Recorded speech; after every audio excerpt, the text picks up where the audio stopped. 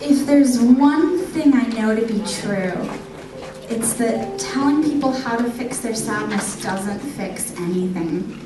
Because I've tried, sitting across the table from a friend, listening to her cry past words and thinking, the answer to your problems is so simple that letting go of despair is a matter of logic, triumphing over emotion, that you can dismiss suffering with a shrug. It's only water, I said to the drowning man. But then I got schooled by a little girl named Madeline in a classroom a couple blocks away from where we now stand, who had been alive for 6 years, but had only lived for 1. She did not know that she was safe yet, moving through the negative spaces between the desks with the hypersensitivity of a hunted animal, silent and flinching away from any touch, even as she desperately craved affection. A 6-year-old with cynical eyes, gained from experience, well versed in the depravity of humanity, who grew up in a dog kennel and never owned a stitch of clothing until she was 5, who never knew her parents weren't her real parents until the police showed up, who didn't even know that the police were her rescuers because she only knew what she'd been told. You don't tell a 6-year-old bruised and broken that she needs to be fixed, or that the way to do it is to shrug off the pain and move forwards with optimism. And you can't just tell her that God is good and love is enough and life is sweet. Why should she believe you? But you can walk softly around her, speak gently, and tell her the period comes at the end of the sentence and the capital letter comes at the beginning.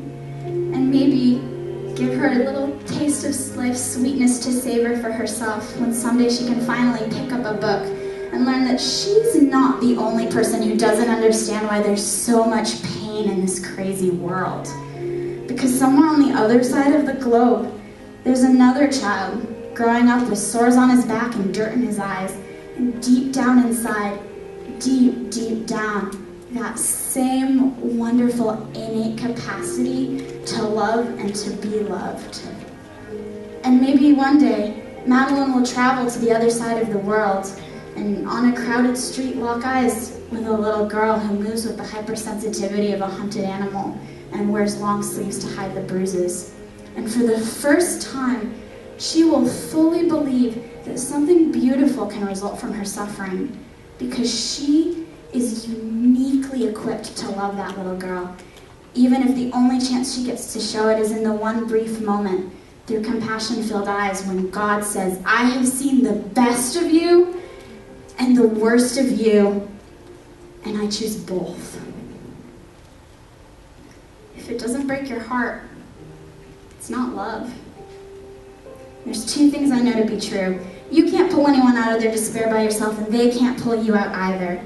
There will be days when you step out of the phone booth and try to fly, and the very people that you want to save are the ones standing on your cape. 3 things I know to be true. God is good, and His love is enough, and life was meant to be sweet. But there's a 4th truth, too, that I learned from Madeline. Sometimes life turns bittersweet in your mouth, and even then you swallow.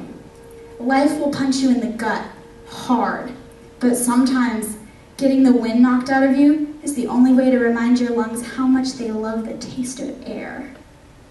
So, in this world of water, where the people tread and tire and so drown, I'm learning to kiss the waves that crash me against the rock of ages.